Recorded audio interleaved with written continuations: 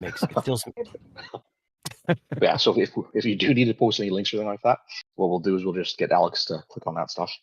Like next to cis, there's a number 1, and all my OCD needs to know what that number 1 is. You're next to what? Okay. Awesome. So just leave it up for a minute.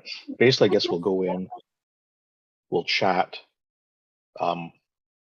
I'll do some quick introductions, I guess, and then we'll just chat. It is saying audio, Alex.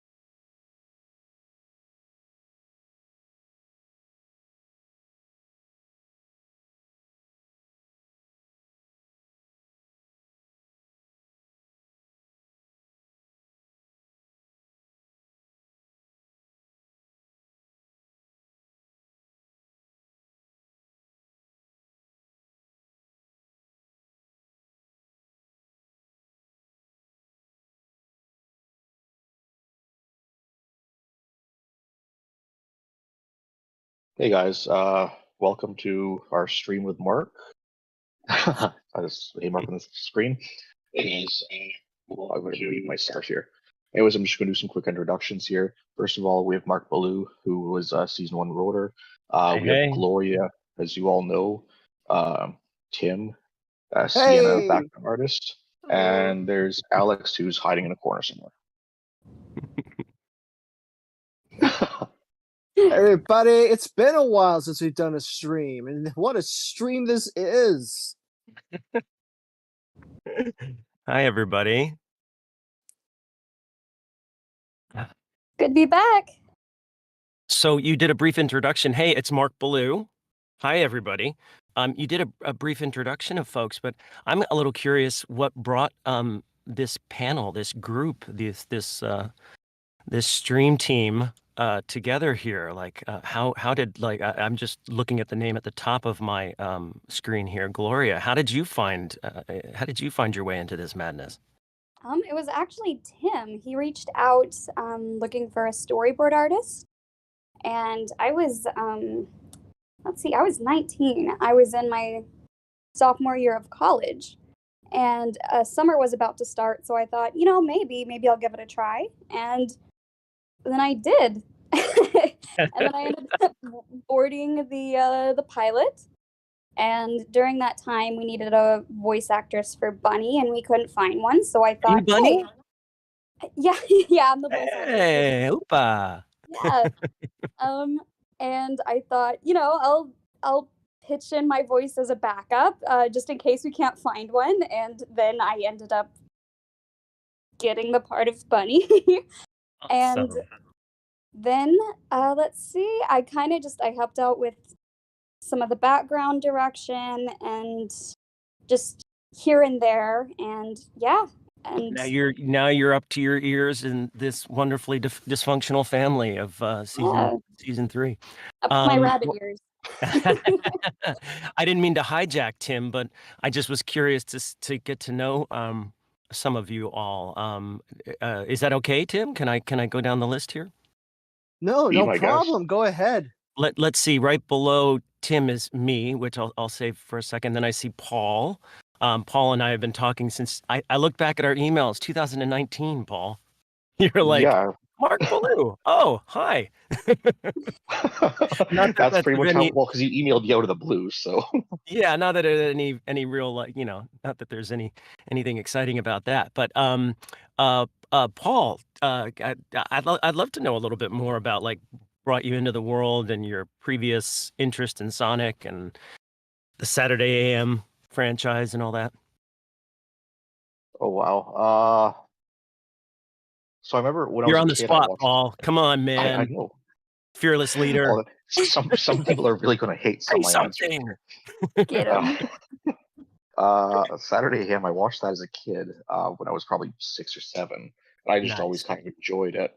But I never really got into anything Sonic other than that. So I kind of grew up. I forgot about the show, all that stuff. And it wasn't until I was in my teens when I was at a 7-Eleven and then I saw that Archie was making a comic.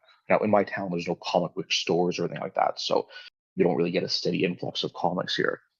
So I Right. just happened to see that and I read it. And I didn't like it at all.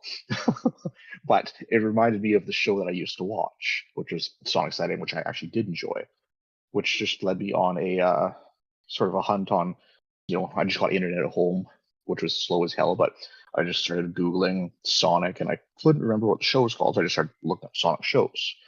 Right. Eventually I came Oh, back how across, complex it could be, right?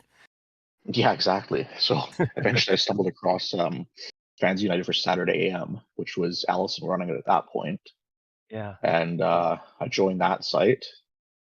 And some people are probably going to shoot me here, but there used to be a bootleg section, or not on her site, but it linked you to old, real-time videos of SatAM you could download from like a Russian site. It's Hey, back in man, like if 2000. if the universe isn't providing and the love needs to stay alive, we find a way. So But from me and this is like and going my back. land of residuals, I forgive you. Well, this is going back to like honestly like 2000 here. Yeah. So I watched these and they were on the real player or something like that. So the quality was absolutely atrocious. And just to download a single show probably took like an entire day with my internet back then. Uh, but 2 megs. Oh, I no, do did I have that. 45 minutes? Yeah, exactly. So I did that. I would download like one episode a day and watch it. And I was probably like 14. I'm like, oh yeah, I remember I like this show. This is pretty cool. So I just got involved in the community then. Um, and over time, I just ended up taking over Fans United for Saturday and was eventually gifted to me. I guess I've been there too long, so they just felt bad for me. And then It was just kinda dying out, and they looked for somebody who was still interested, and you were the one, huh? that's kind of how it went. And then we started the comic up, which got a lot of interest. And then over the course of the years, I had multiple people ask me if I wanted animated. My answer all the time was no, because of how hard it is, and I didn't know what I was doing. And then finally, I was like, okay, I guess I'll look into it. That was my sort of answer on that, and it ended up with this. So that was me looking into it, and we just assembled the team, and with basically no idea what we were doing, we just went hunting for people like Keith, who's not here right now. He started giving us some pointers because yeah, he's actually a professional animator, and then he ended up joining our team and a few other people. So yeah, that's kind of how we assembled everything. Right It on, was just right a on. matter of Well, thank looking you into for everything and being at the finding helm of things. keeping the love alive, Paul. Thank you. Yeah, no problem trying to, but Yeah. it's definitely Um, a long process. yeah. Hey, man, in these kinds of projects, it can be. It can be decades. But it looks like you're all making some wonderful progress, and I follow along and see the Instagram and tweets and little bits of Patreon information. I actually am a Patreon. Which So is awesome. I get updates every now and then, and I encourage anybody who's listening to throw down however you may be able to support this industrious little team. Okay, let's see. Then with this glorious red hair, Sienna. Is that right? Sienna? Yes, that's right. Hi, Sienna. I Yeah, well, my journey's not so elaborate. I also joined when I was in college. I was actually recommended through a friend who had recently graduated, and even though I was busy with schoolwork, I was like, sure, why not? And that's basically how the story goes. Were you Yeah, studying animation in school? Were I you, was. right, and then Yeah, so this was an opportunity for you to exercise your skills on a exactly. project? Right on. Had you Exactly. had any exposure to, the Saturday AM series, prior to this? No, I hadn't. I actually don't know too much about Sonic, but I thought this was a good opportunity to try to learn some more about him. Yeah. Well, listen, And I've never yeah, even played the games, so okay, so we're in the same boat. but it is all over. I mean, over the last since the Sonic movie came out, not and the year prior to it, I think, kind of anticipating it, it is streaming all over the joint. I mean, if you open up whatever streaming device or whatever media device, Roku, whatever, and you search it, you'll find like five or so platforms where you can watch it. And yeah, so I have a 6-year-old, so we did a deep dive. Yeah, we did a deep dive into season 1 and a little bit of season 2. A little bit That's so fun. Well, awesome, Sienna. Excellent. Well, it's very nice to meet you. And you look exactly like your emoji, your image there, right? Oh yes. You wear a you I'm not sure if that's like a lime green lab coat. Please tell me you wear a lime green lab coat all the time. Oh, I can't say that's a lime green lab coat, but The I can one sure in like circle buy that I one. see. I feel as like that's like that should be the entire team has to wear lime green lab coats as they're working on the Let's project. go. Um Tim, hey man, I like that your Hey. emoji dances. That's kind of cool. That I don't was made by Gloria, actually. She gifted me that. Thank you so Oh, yeah. much. That's my little character Fox. you Grown have into you have pieces. some Discord kung fu, which I do not. Pay for it too. Yeah, that's right. They do hit you up for that, don't they? Tell me, Yeah. Tim, tell me about yourself. I am a comic artist by trade. I'm not an animator. Uh-huh. A comic artist, and I illustrate. And I used to actually draw for the season comic. I would draw in ink. And then after a while, I retired. And after I retired, Paul came back to me and said, "Hey, I need you again." And he brought me back to help him with the season animated project. And I came back, started helping, eventually became the art director, where I help with the models and keeping things on model and the art direction of the whole show in general. Um, it, I've been also involved with other online projects, other like comic online projects and stuff. So I'm not a stranger to projects that involve volunteers and all that. Right. So I was able to bring that experience in, knowing, well, these are the potential pitfalls of doing a project that has volunteers on it, which for me, it's awesome having a project, of course, where we can actually now pay people for what they Uh-huh. do.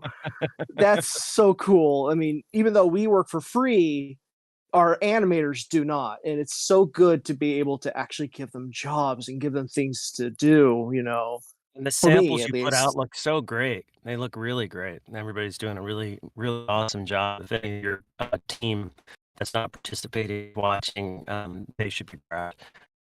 Hey, can I ask you? I'm only looking at this chart for a little technical question. Like I said, my Discord kung fu is very weak. I'm only seeing the Discord screen. Should I be watching somewhere else if I want to see like a board that you guys have up or something else, or what? I'm sorry, you kind of gotten robotic on me right there. I couldn't hear you very well. So what I was asking is if should I be watching the YouTube live too as well, You're cutting out really bad, Mark. Oh no. Oh no, we're Maybe the losing internet? Mark. We're losing him. all right, how's that? Is that better, folks? A little bit. Keep talking. I just see that my voice is connected. Are we better now? Can you hear me now? You still sound robotic. All right, I'm gonna It's drop better. out. I'm gonna drop There you go. out. It's Now better it's now. better. Nope, Okay. it's good now.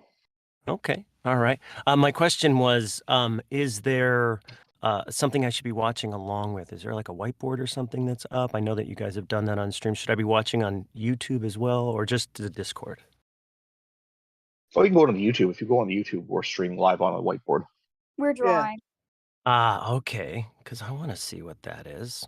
All right. Well, cool, Tim. It's nice to meet you. I'm sorry I don't know what the connection issue was, but it appears if we wait it out, it clears itself out.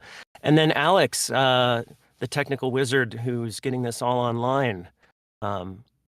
Are you with us still, Alex? Are you going to participate, or are you just going to keep on keep everything flowing and running smoothly?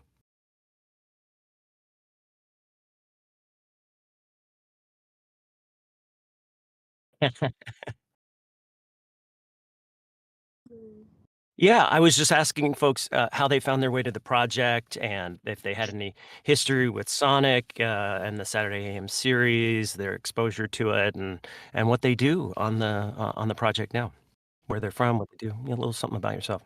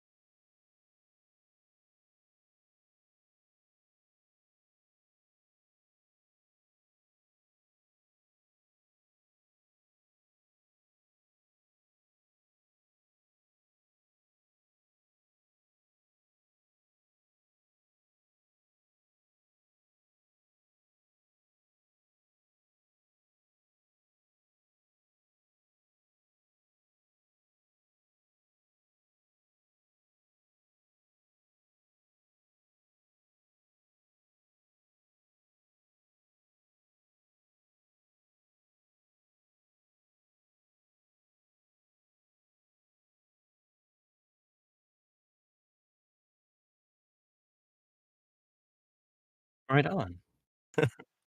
Right He's on. Well, well, thank you for, yeah.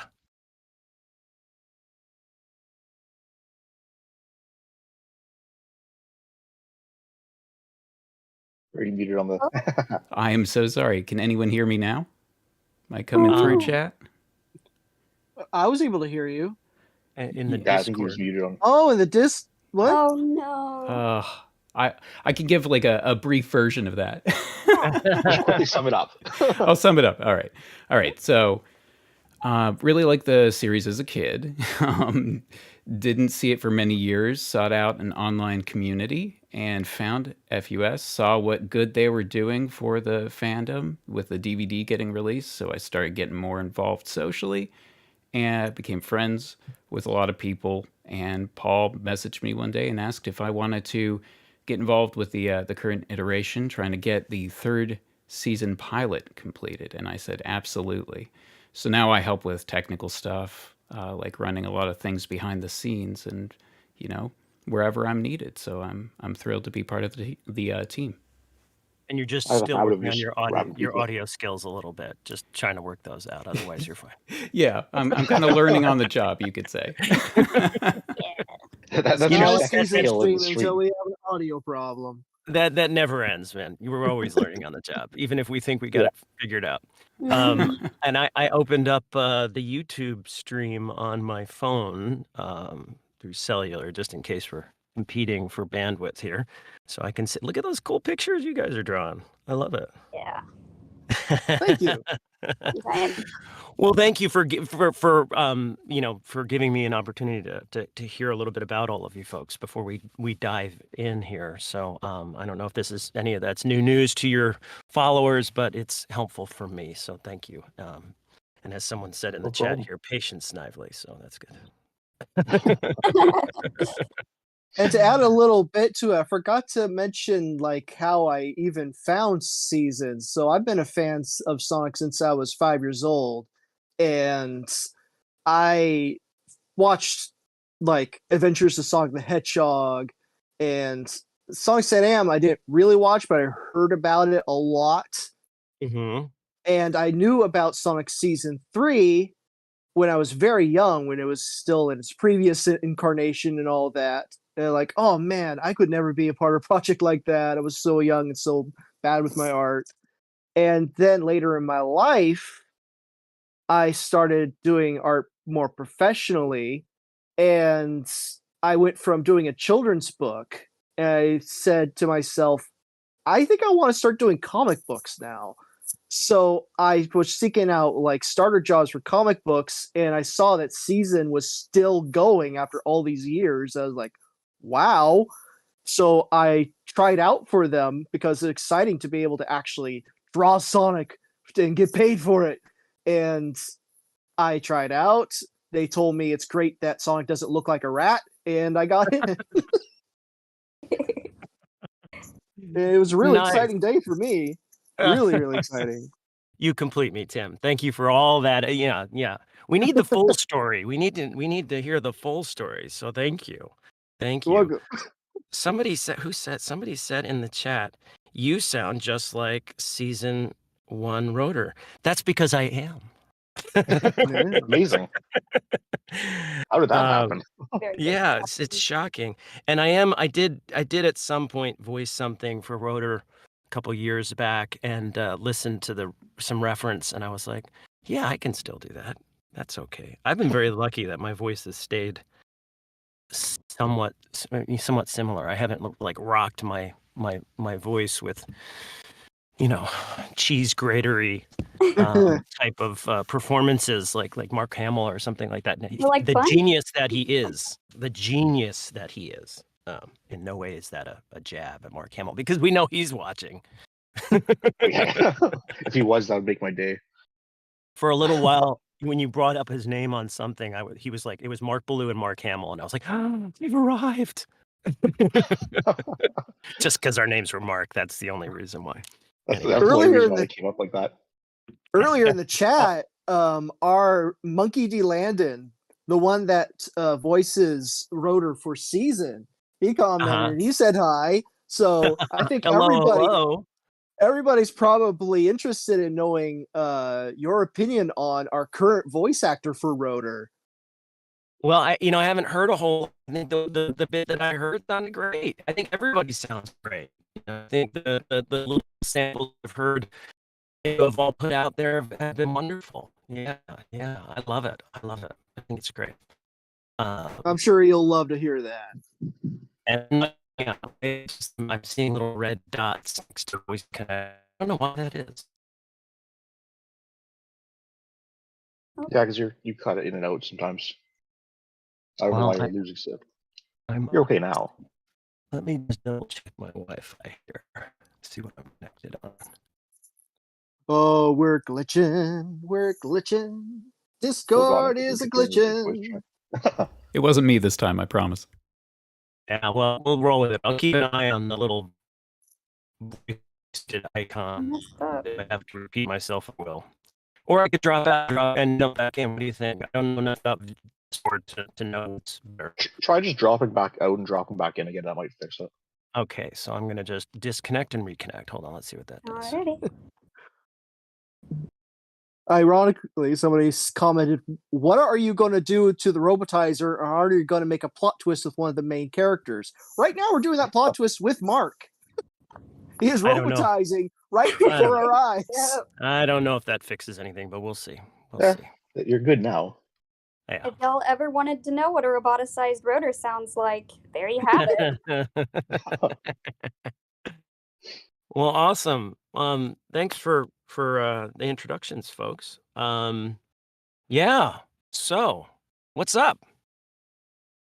See how the chat's going. Now we got 59 of you guys on there right now. Nice. Hold on, there's a cat trying to break into my room. Give me a second. All right, you guys have any questions for Mark? We'll be actually like following the chat right now. Mm-hmm. You know what? All right. Let's do Arthur, it. I don't know if I'm pronouncing this. I'm kind of watching along here. And let's just dive into it. All right.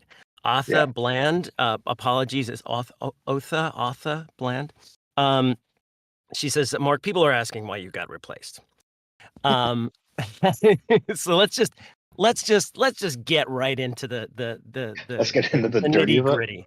So first off, before I dive into that, for those of you who don't know much about me, I have been an actor my entire life, since I was about 7 years old. There's an interview someone did with me back in the early 2000s, maybe. I don't remember. Somebody part of this community had a Rotor fan page that, as a vain actor, I somehow stumbled upon, probably Googling myself or something like that. So you stumbled across me. It wasn't you. It was. Oh, that is how I stumbled across you. But that's how Yes, you're Googling your name. You exactly. came across that meme that we put up. Yeah, that's exactly how I found you. You Google your name quite often. Like I said, vain actor. I mean, I'll call a spade a spade. The that interview is pretty good. It's still up there. I think you have it in your historical archives, somehow retained that. So I started acting when I was about 6-7 years old. And I got into SAG. I think it was after first doing a commercial, an on-camera commercial for Toonie Toy Train, a little train that went around a track, and each on the track as it went along each rail, you could change the rails to play music, and that got me started in acting. And my mother was a dancer. She moved from Northern California. She was at San Francisco Ballet, and then went to New York for ABT, I think it was. ABT, American Ballet Theater.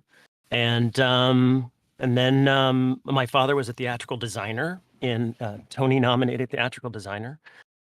And I have a couple brothers, and I started to act. My brother Scott and my half-brother Tom. My brother Scott works as a lighting technician at the Metropolitan Opera.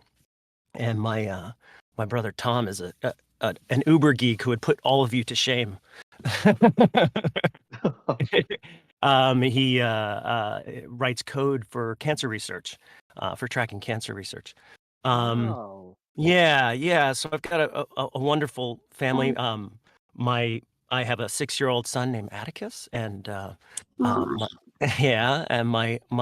wife Alina is an actor, a voice actor, an on-camera actor. You can IMDb her. She keeps herself very busy in a lot of television supporting roles, and she also is a producer and a director, and involved heavily in the LA theater community. And she just had a movie that she worked on the production end called The Magician's Elephant, which is trending on Netflix right now. So go check that out. Super fun. Yeah. So yeah, that's a little bit about my family. But yeah, I just worked up the ladder as an actor from a kid to a young adult, and I lived in New Jersey, went to high school in New York City, and towards the a couple of years into high school, I started to hit my stride. So, and if anybody's on the acting path, you can go many years without any kind of real return. I always worked very consistently in commercial, and then a little bit of supporting roles here and there. A lot of that stuff is out on my IMDb, but I got an opportunity remember when, I don't know if you all know Goonies. So I auditioned to play Chunk in Goonies. And during that time, and I say that only as it was a touchstone. It reminds me around what the timing was. There was an audiobook company that did children's books, and at that time they came out on vinyl and tape, and you got the book, and it wasn't like necessarily reading along, but they had multiple performers doing the characters. And so at like 10 or something like that, 10 or 12, I started doing these kids' books. It was my first exposure to voiceover. And I learned the ropes for like how to be in a booth and how to be a professional in that environment and mic technique and that kind of stuff. And it was all old school with like actual reel-to-reel tape, and they used razor blades to edit and all that, long before digital. So that got me started in voiceover. And then I kept doing voiceover in parallel to my on-camera work, which took off more in high school. And I moved out to Los Angeles, doing pilot seasons back and forth between Los Angeles and New York, and then I started really hitting my stride. And it was in around 92 or so. Yeah, 92. I auditioned for this little cartoon, this little Sonic the Hedgehog cartoon. And I have a little something that I thought I might share with all of you. We did a little we did a we did a little test on this Yeah. last night. I don't know if it's going to work. I think what we need to do is make sure that nobody else talks when I start this. I'm gonna play a little something. And let me see here. I'm gonna enable the ability to play back. Now, if any, hopefully we're not hearing any feedback right now. Okay. And let's see here. Can you all hear this?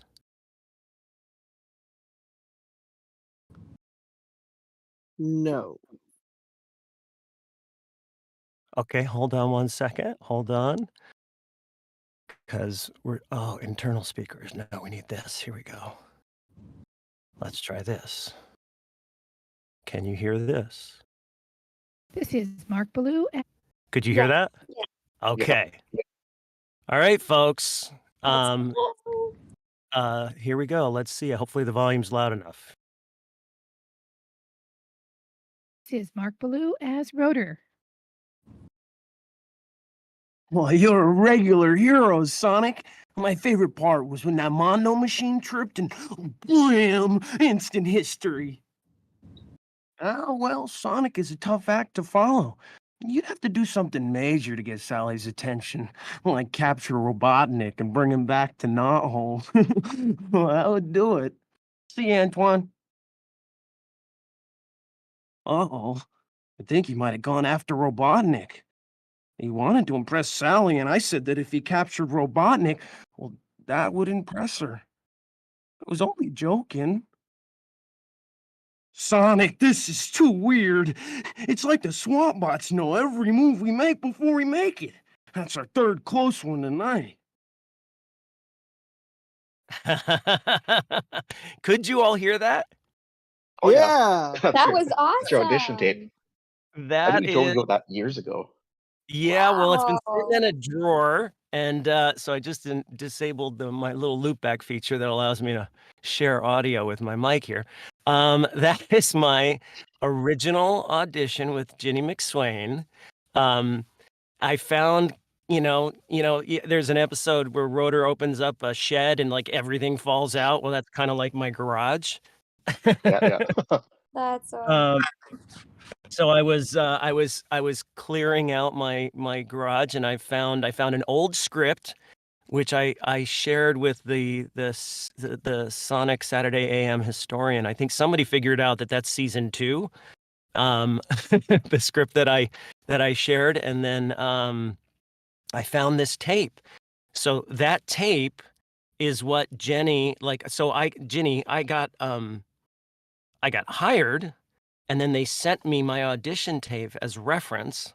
I don't know if they sent that to all the talent, but they sent it to me. And it was very helpful because I was very green. And that was my first full cartoon. I had already voiced a kid in the old Cocoa Puffs commercials, those animated commercials back in the day. But that was my first like cartoon, and so that was a reference tape, and it's been sitting in a drawer.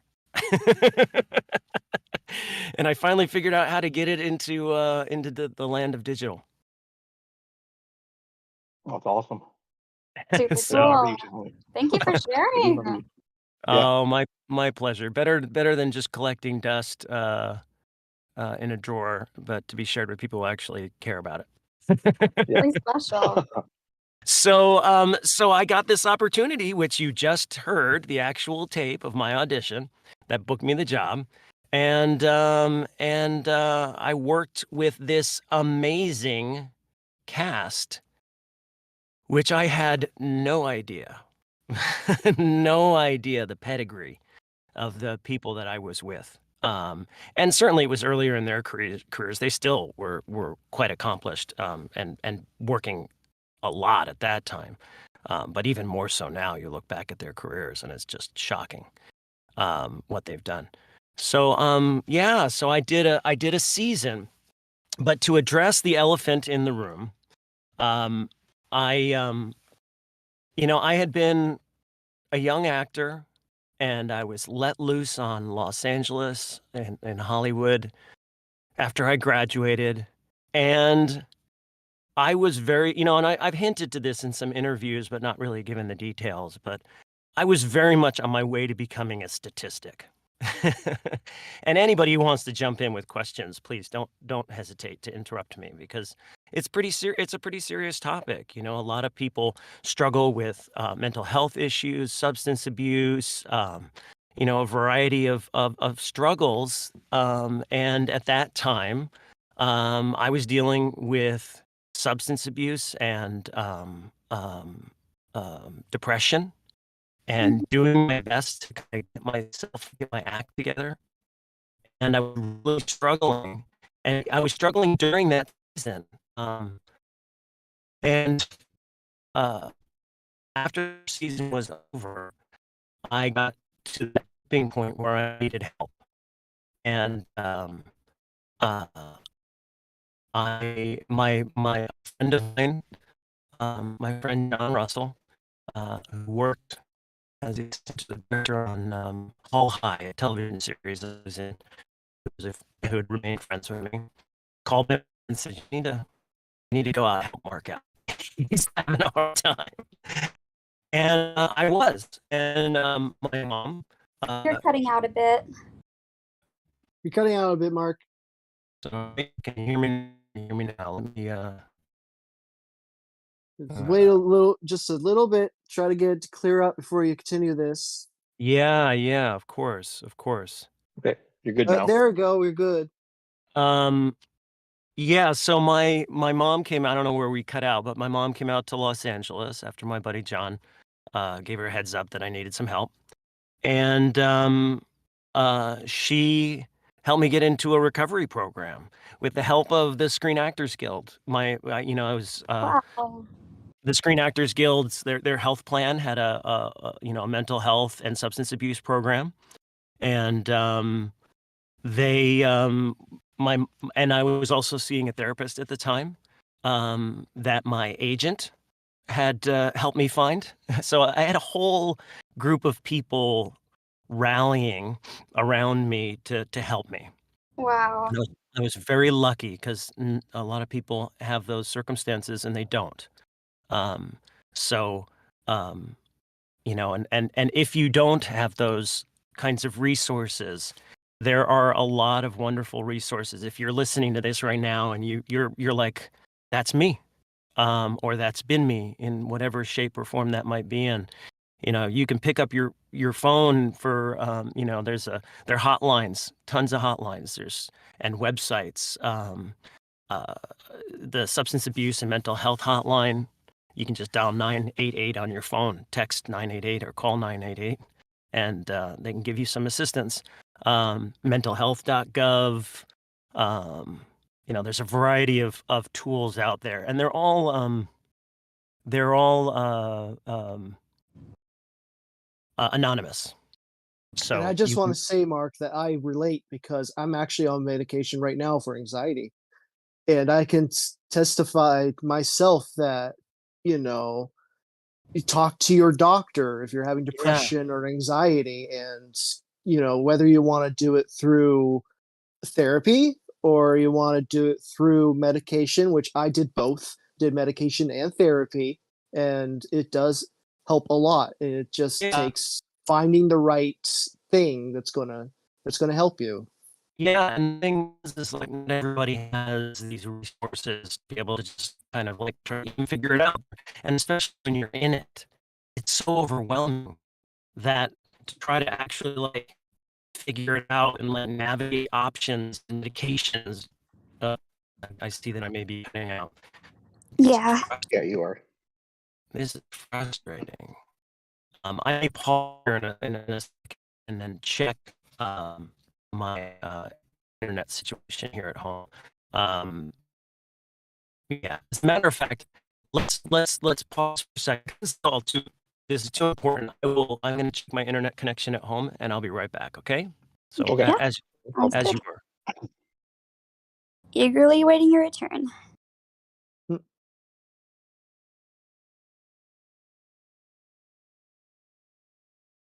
Yeah, but like the, as Mark said, if I know that especially in the art community, y'all, there's a lot of people that struggle with mental challenges, and you know, art and mental challenges a lot of time come with the territory. uh you know, you're not alone. You are not alone in that. We struggle, and there is help, and there is ways to get better and to find your happiness. It is out there. Don't give up. I knew he was going to talk about some stuff today, but I didn't know if he was going to dive down like that whole lane. So pretty interesting. And like I said, he's just checking on something, so he has more to say. And then we'll get back and answering a bunch of other questions from you guys because the chat's just sort of going crazy. That's powerful stuff. I think we Upload the 2 undermine seasons our on your mental YouTube health a channel. lot. Can't. We don't own those, Hey, folks. sadly. Sorry Hey, about that's that. better. Yeah, I don't know. I stream connections for recording all the time without any glitching. So I'm not sure if this is an internet issue on my end or it's a Discord issue or what. But I think anyway, it's a tradition. what's that? I think it's a tradition for season 3 newcomers. I'm convinced at this point. It's Alex's fault. Let's just blame it on Alex. I was going to blame it on him anyways. So now it's public. Everyone just blame Alex. So Sincere we were apologies. Tim was sharing a little bit. I'm sorry. I don't know if I just interrupted something. Shall I continue? Go Yeah, ahead. Go ahead. Carry on. So Tim was just sharing his own experience, and I was just saying that not everybody has these resources. So there are a variety of tools and people that you can speak to if you're suffering from a struggle like this. So there's like 988. You can dial 988 on your phone and get the Substance Abuse and Mental Health Hotline. SAMHSA, or dial 1-800-662-HELP, which is 4357. Or you can go to mentalhealth.gov, or there's the Suicide Prevention Hotline, which you can dial 988 to get to that, or go to 988lifeline.org for some assistance if you don't have those resources. But I was blessed to have a lot of people rallying behind me to help me. And so I moved, I hinted at this in some posts, but for some reason I just felt compelled, now decades sober and very happy. I felt compelled to share this with the community.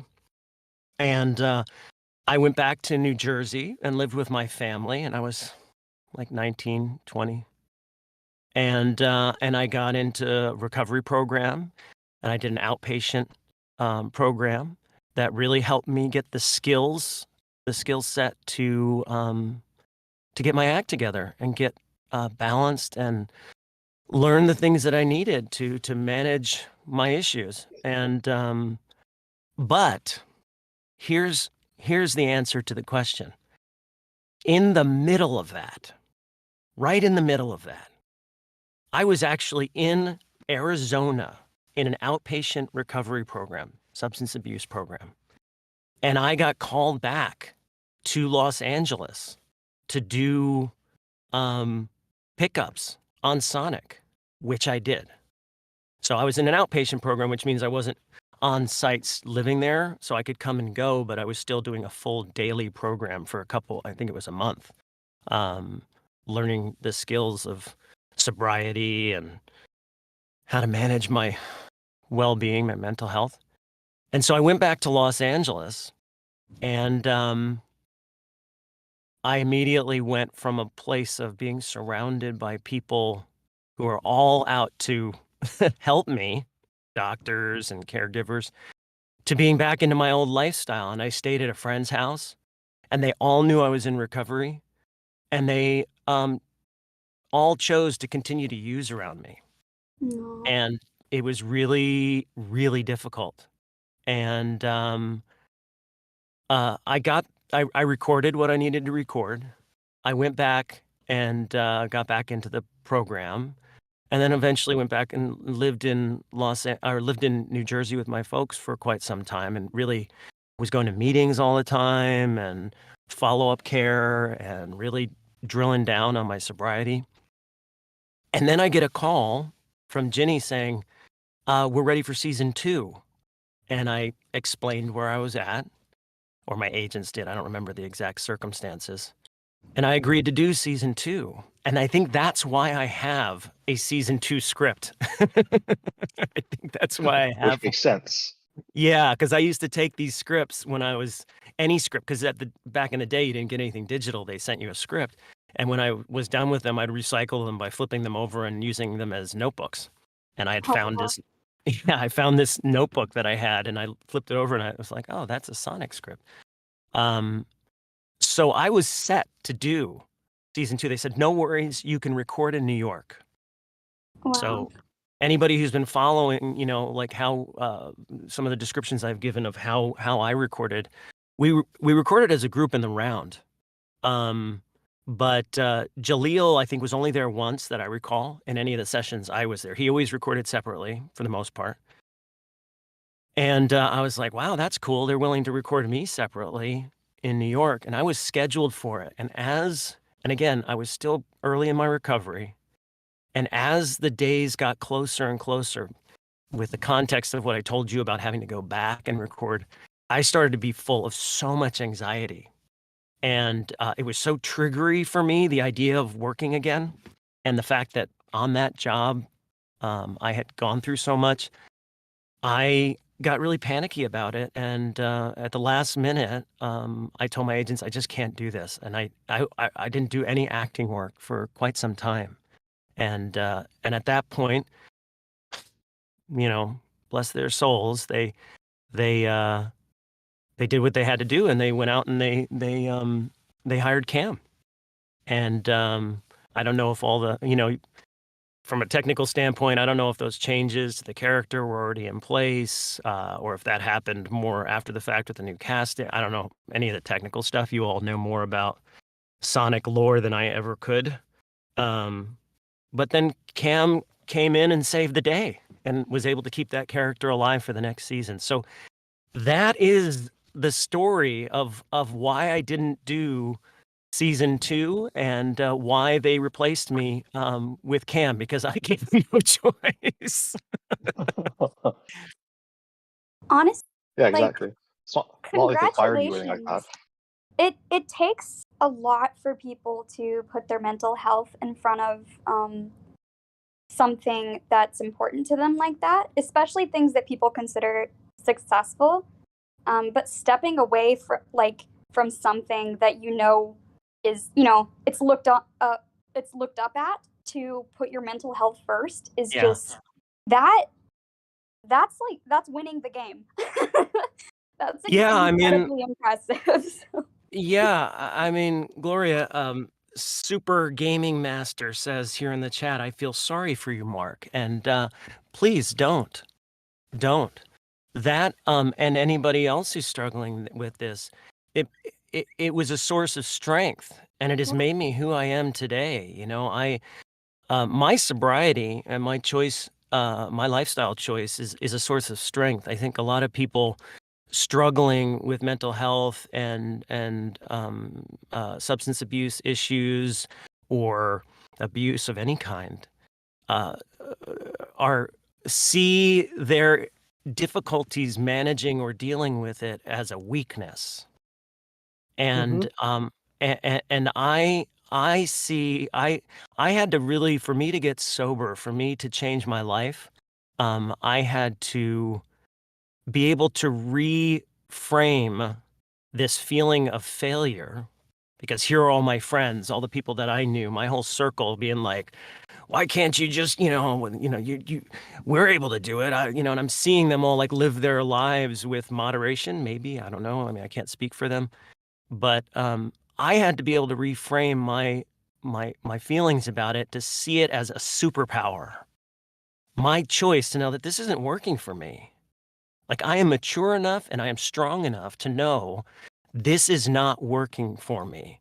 And I had, my origin story of my superpowers. I had all of these wonderful people who rallied behind me and helped me realize that.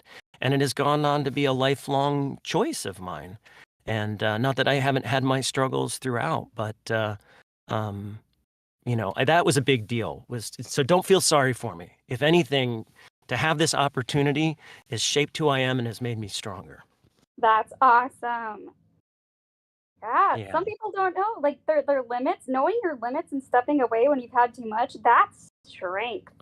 Yeah. And knowing to accept when you need help. A lot of people can't do that. Too many people are too prideful to admit that they need help, and it leaves you stuck in this loop and pattern of just self-destruction. And Yeah. so Or I too don't- just I don't just think too that in it. people I think people put too much value in success career-wise or money-wise, and I think success in your personal life, in your health, in your mental health, in your bodily health, Yeah. these things are more important than a career success or money success. These things, when you take care of that, that's a victory.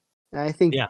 too many times people in this, especially like in our countries of capitalism and all Yeah, there's a that, lot of where stigma attached to it. yeah, Yeah. and it's like, don't sell yourself short. You are not less valuable than money. You are more Amen. valuable than money. Amen, Tim. yeah. Now, I will say though, I do have regrets about it, because I mean that was Mm. you feel like you only get when I say regrets, I mean about having not it was a choice I needed to make at the time.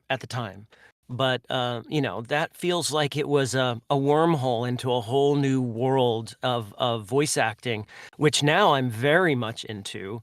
That is my primary focus these days professionally. In my story of who I am, I didn't even get into the fact that I have been, after acting and coming back to Los Angeles, well into my recovery and spending about 7 years trying to get back into on-camera acting and really struggling with that and trying to reinvent myself. I eventually hung up my acting hat, continuing to do voiceover because I had clients that were existing. I was the voice of Pop for Rice Krispies and Oh gosh, you- that's so cool. and I worked fairly consistently in voiceover, that I didn't have to really manage it or promote it. But I stumbled into working in makeup effects and creature effects through an ex-girlfriend, visiting her on the first Narnia movies. Oh my gosh. Yeah. Oh my gosh, is right. What a Favorite movie. oh, What? what an amazing adventure. People talk about these productions that were life-changing and just astounding, and that was one of them. Like I would pinch myself, no matter how the work was incredibly difficult. And I I can went only imagine. Yeah, I went to visit my then girlfriend, who at the time actually fiance, and we had struggled with being apart for long periods of time on productions. So she was working a lot in makeup effects, so she would travel a lot, and it was just hard on us. So we were finding ways to be together, and she talked to her boss, Howard Berger from K&B Effects, that did all the practical makeup effects and creature suits for the Narnia movies, and said, "Hey, can Mark come and play with us?" And he's like, "Sure, we'll figure out a way to get him in here." And so I showed up and I started sweeping floors and driving the van to get people to work. Um, and by the end of the production, the head of the fabrication department that built all the suits, um, Beth, had a family emergency and had to leave, and I had been essentially assisting her. I worked my way up, and I ended up, you know, co-coordinating the fabrication department when she left. Wow. Yeah, so I climbed that ladder very fast because I think partly because I had a lot of production experience and experience working, just the social skills to be able to deal with producers and the AD staff. And that led to like about 5 years of working in makeup effects as a fabricator at different shops. And then that led to my really having an affinity for what the assistant directors on a film do, particularly on the Narnia films. That's so That impressive. Yeah, they're kind of amazing. And if you Go didn't watch know, them. say again, Gloria. I said go watch them if you haven't. Yeah, you watch the movies, but if you visiting a set, if you didn't know any better, you would think the ADs were the directors, just because they essentially run the set for the directors. And they act as the go-between for all the departments to keep everybody on the same page, from scheduling the whole project through to actually making it happen on the day. They get it. They straddle that fence between the bean counters and the creatives. And I just was so enamored with how I had such respect for them. I applied with their suggestion to the Directors Guild, the DGA training program, which is very hard to get into. And I was blessed to get into that, which led to a 10-year stint working as or primarily as a second AD in the entertainment industry on a variety of television shows and some films. And then I kept doing voiceover here and there in between. But I have since, after my son was born, I've retired from AD work. It's very time consuming, and I was not present with my family, and it was pretty debilitating, and it takes a lot out of you. And so since 2018 or so, I've been 100% back in the voiceover game. So that is the long story. Sorry, folks. Yeah. And thus we've covered Mark's life. Yeah, filmmaking, it takes over your life. I know that. I studied filmmaking in college.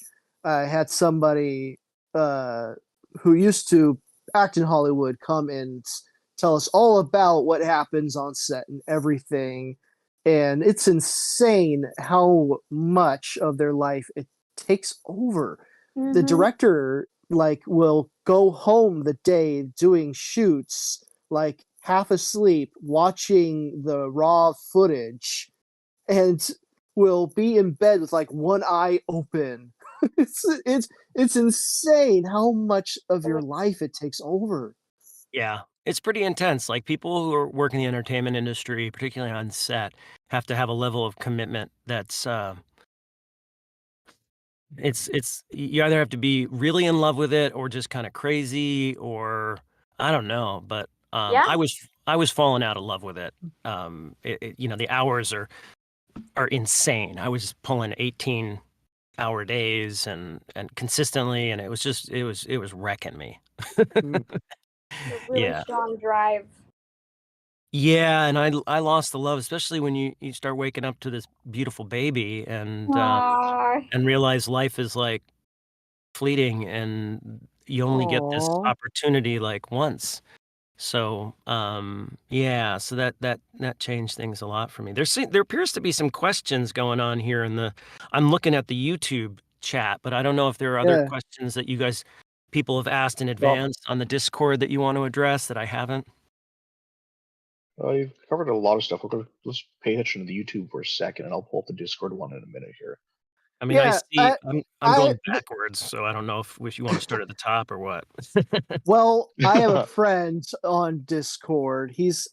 I refer to him as my baker friend. He's a youngin. He's a teenager who just loves to bake, and I love to bake too. So we always talking about these baking things that we do. He loves to bake cakes. I love to bake breads. And he would kill me if I didn't point out that he is trying to ask you how you got along with the voice actor for Uncle Chuck. He's a huge Uncle Chuck fan. You know, So I saw that posted a couple times in questions about him, and it's Will Wyndham, right? Is that right? I believe so, yeah. William Yeah. Wyndham. Yeah. I honestly, I don't recall him being in there because his character was Oh, not. really? He may have recorded separately. His character wasn't frequently on the show. So the people that I saw on a regular basis were, Kath Soucie, Christine Cavanaugh, Rob Paulson, Jim Cummings, and Charlie Adler. That's who I got exposed to primarily. And then I think I saw Bradley Pierce once or twice. I And don't you still recall. do stuff with Charlie now and then, don't you? So Charlie is still actively doing voice acting work, but he's primarily a director and casting person these days. And as a matter of fact, I think he directed some of the pinch hit on Magician's Elephant, some of that performance. But I've stayed in touch with him when I was kind of getting back into the voiceover world just prior to the pandemic and throughout the pandemic to keep myself relevant and up to what's going on in the industry right now. I mean, aside from just bathing in all the content I could see and what was happening, I'm constantly training. I'm constantly studying with people. I teach voiceover acting. I study whenever I get an opportunity. And one of the things that I did was I did a workshop, a multi-week workshop with Charlie. And so we reconnected on that. And then I've been a little bit in touch with him since then. But we're more acquaintances than anything else. And that's really the only person that I've communicated with. I sent an email, I think at one point to Ginny. Maybe a couple times I've communicated with Ginny. I did definitely, as part of my recovery process, I wrote her, I think at one point, just kind of apologizing for the position I put them in and explaining a little bit about where I was at the time, wanting to be respectful, but not really in touch with everybody else. And like I said, Jaleel was, I think, only there once. Otherwise, he and I have the same agent, but I don't keep in touch with him. And Vinny, she was the one who basically ran all the voiceovers, right? Ginny cast, and she was the booth director. So That's what she booth she director. directed all the performances, exactly. And she is still active from what I understand. I haven't read for her in a long time, but she is still active as I understand it. Yeah, I forget who it was. It was someone on the team that pulled her up. Was it you, Alex? It might have been, but Yeah, she is still active. She's got a website and all kinds of stuff out there. So yeah. Yeah, that's right. Yeah, it was Alex that you pulled her up. Yeah, okay. Yeah. Let's see what other questions we got going on here. Yeah, it was intimidating. I've said this before, but it was intimidating in that room. if anybody knows or has heard any interviews or any of the posts that Charlie puts out there, he is a force of nature. He is really, really a strong personality and a wonderful human being. But for me, I felt like the weakest link in that room at the time, and I really was like, pay attention, man. Be ready when you're line, because we did it all. We read it like in order of the script, and we did it in the round. So we were acting off of each other, and if you were not paying attention, you couldn't be looking at your phone. That didn't really exist. But if you weren't paying attention, they'd let you know. Yeah.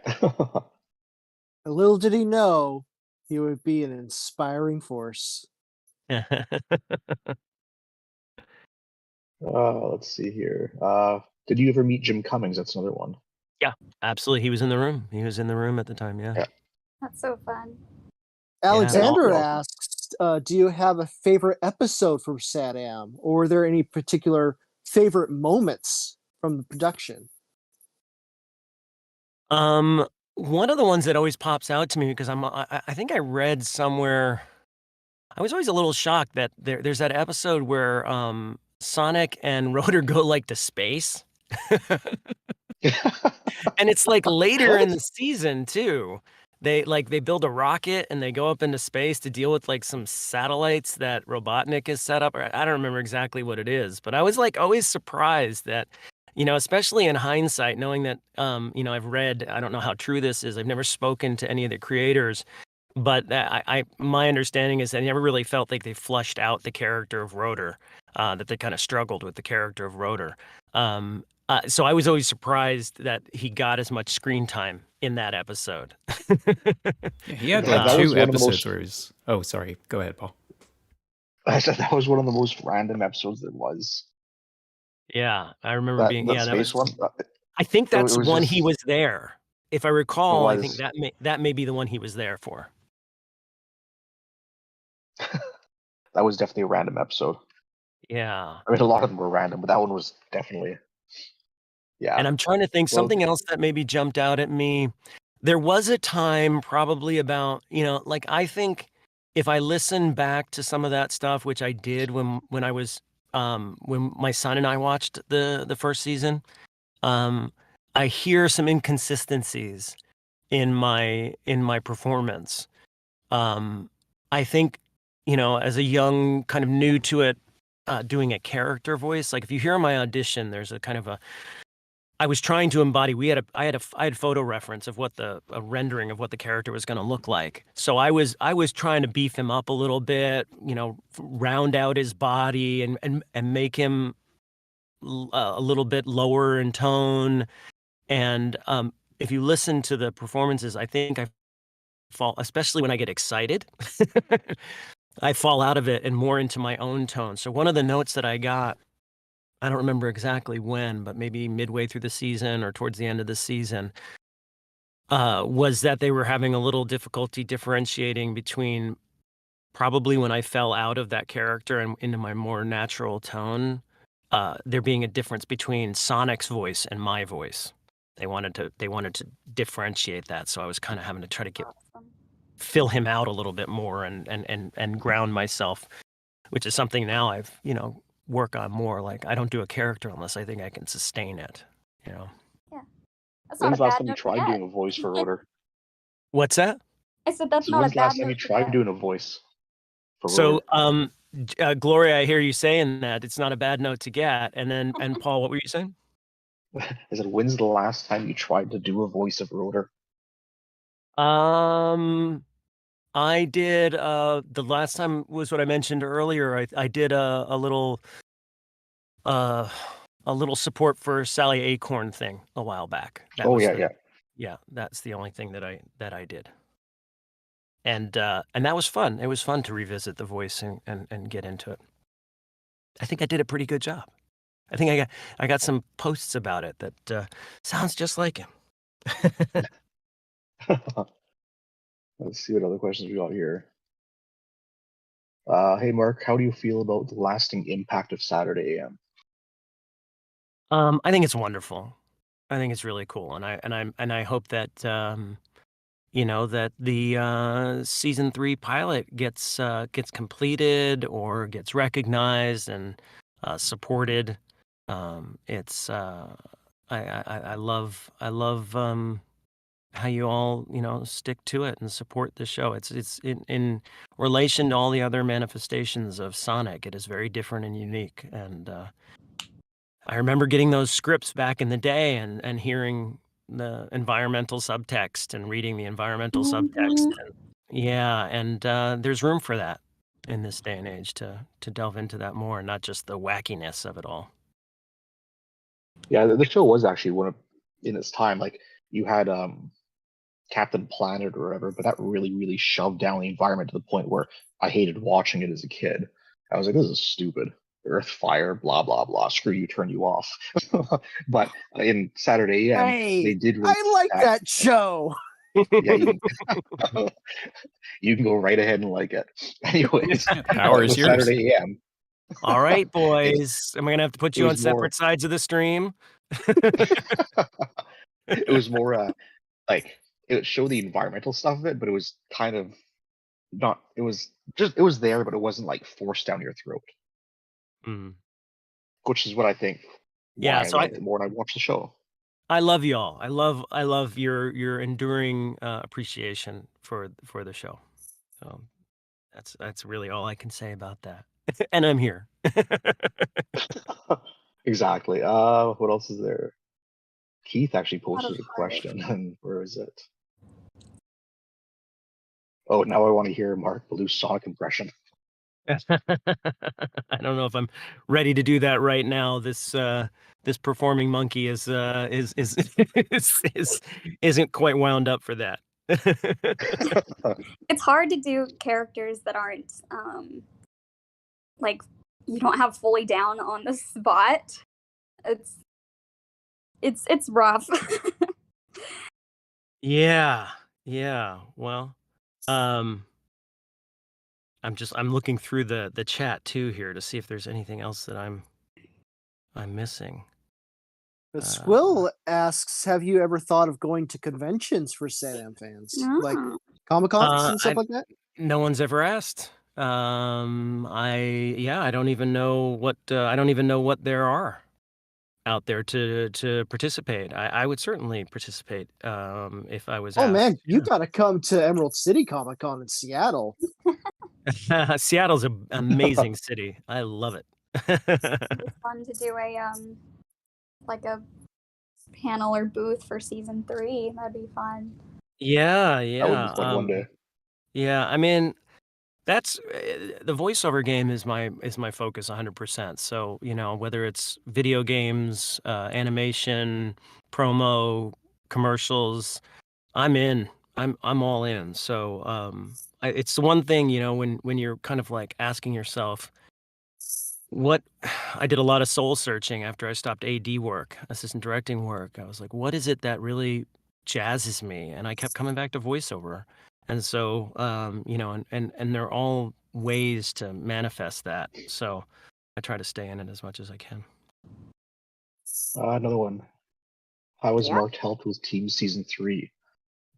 He helped us get into the SAG union. And basically, he's been my email buddy, just running me through how the industry works since like what, Mhm. 2019? That's a lot. Yeah, I mean, that's exactly right, Paul. Paul has shared with me your progress and some drafts of the script, and so some of the things that I've tried to do was just bring it up to my understanding of industry standards. So as you approach potential sources of backing, any of the other talent, whether that be animators, from animators to casting to actors, what have you, that all your ducks were in a row and that it all was as up to the industry standards that I understand. Excuse me. Because it's really easy to be if you're. I mean, it's just simple things like script formatted differently than is standard. So I'm just trying to lend my opinions and my ideas and thoughts to the sounding board. Yeah, and that's You're roboticizing again, Mark. Usually it appears I just have to wait that out. So let's see what's happening. I think you just give it a second. It usually shorts itself out. It was a pretty good stretch of clarity, though. Yeah. It was. We did good that time. Just soundboard and doing what I can with that. With SAG-AFTRA, like I just looked into pointing you guys towards the right paperwork to move forward with that if at any point you wanted to work with any of the union actors, because as union actors, which all of the original cast are, we technically can't work on a non-union project, but there are ways to work on a project even at everywhere from student films to major Hollywood projects. They all have different contracts, and they don't necessarily mean that you have to pay a huge sum of money, but you're doing it in a way that is in line with our agreement as actors and a part of a union to work within this framework.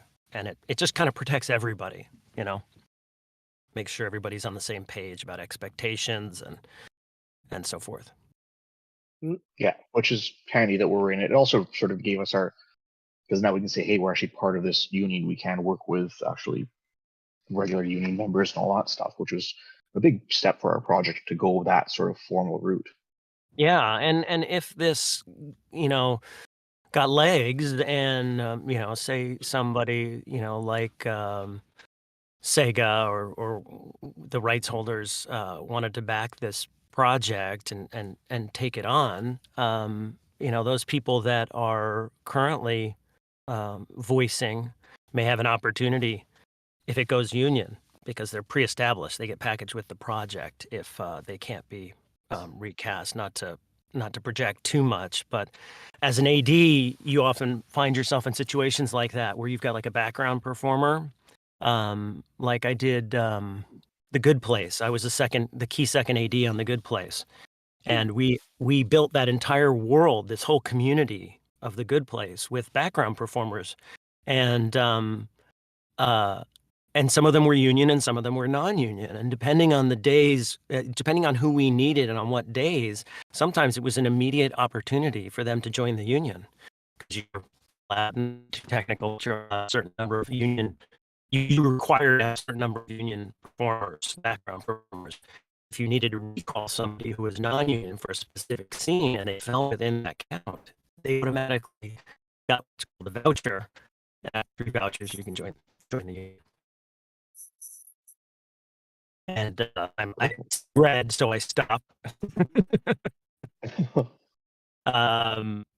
Yeah, so that could potentially be an opportunity for those folks. Pre-established. Anyway. Let's see what else we got here. Super cool. Not that there's benefits for everybody to join the union, because if you're looking at most work, sometimes it's not to be in the union, depending on your primary area of work.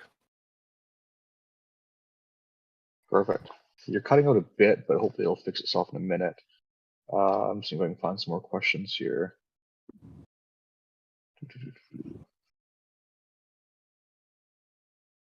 Mark, do you nowadays prefer doing voiceover for commercials and promos than voiceover for TV shows, and why? I am happy to do any kind of voice acting work. I focus, you know, if you go to my website, markballou.com, you'll see I have 4 demos up there for commercial, promo, animation, and video games. I'd like to do, they're more fun, the animation and video games, so I'd like to do more of that. And you'll see that there's a couple videos, and it's only because you can do a video demo much easier. If anybody, not most of those, the demo voices, most of the time demo voices are fabricated. They're not from actual spots. So I had the source material to have produced a video demo to go along with my promo and my commercial. but until I have more characters other than Rotor and the voice of Pop for Rice Krispies, I don't have enough material, and I don't have any. I mean, I guess I could. I guess I could create. I could work with animators and put together like a unique voiceover video game or animation demo. I guess I could, but I've not had those That'd be pretty cool. resources. Yeah, it would be kind of cool because then people will be like, I don't even know what that is. Like that doesn't exist. That's cool. It's all unique, you know. See what else. Destiny Lord. I was very shocked to see the price tag for just one single episode of 22 minutes, high quality animation. In this case, will it take a decade to fully reach season 3? Yeah, no, animation episodes are not cheap. Like, what was it? Keith worked for Gumball when that was still going on, and I think near the end of it, it was almost $500,000+ for an episode of Gumball. Those are only like 15-minute episodes or less. We've gotten a bunch of quotes from some studios recently in the $150,000 to $200,000 range, which is a lot. But we're also we have a meeting coming up this coming week, probably with Lee. He was one of the executives in charge of Saturday AM, and he's told us that he had some ideas to work with. So we'll see what he has to say. Mhm. We're working on it. Yeah, it's not a cheap endeavor. Production in general is not a cheap endeavor. So kudos to all you and all the Patreon supporters that are contributing and all the artists that either take a low rate or no rate to contribute. So that's really wonderful. So and I'm happy to lend any guidance that I might be able to offer. And I wish you all the best, and a shout out to Cam and support for his season 2. He really came in and kept it alive. I think he's mostly these days like a DJ. That sounds like what he's doing mostly. I think on Ooh. satellite radio. Oh, really? Yeah, and promo type material. I think that became his focus. Yeah, Okay. yeah. Should get you two. We should get you both sometime. have a Rotor off. We didn't really know each other well. I think we saw each other occasionally at auditions because back in the day, in this day and age, we all record from home, and then we're now starting to go back out to studios to record actual bookings, but our auditions are all recorded from our home studios. So we very rarely interact with our peers anymore unless we're booked with them. But back in the day, there were a handful, not a handful, quite a few voiceover houses, or you'd go to your agents and they had a booth in your agency, and you'd sit for 2-3 hours with tons of people waiting to record your auditions there at the agency. But I would see Cam occasionally, and we were friendly, but don't really know each other. I don't think he probably wouldn't. I don't think he follows the Sonic world like I do. So. Well, he didn't randomly email me one night, so I didn't say no. Well, any other questions, folks, before I log off? My wife's got a podcast she has to do in a little bit, so I'm gonna have to free up the connection here for her. But anything else? Yeah, let's just see if we can get 1 or 2 more minutes here. Yeah, I'm not in any rush to questions. get out of here. Yeah, it's been an hour and a half, so I think it's time to minus all my logging in and logging out.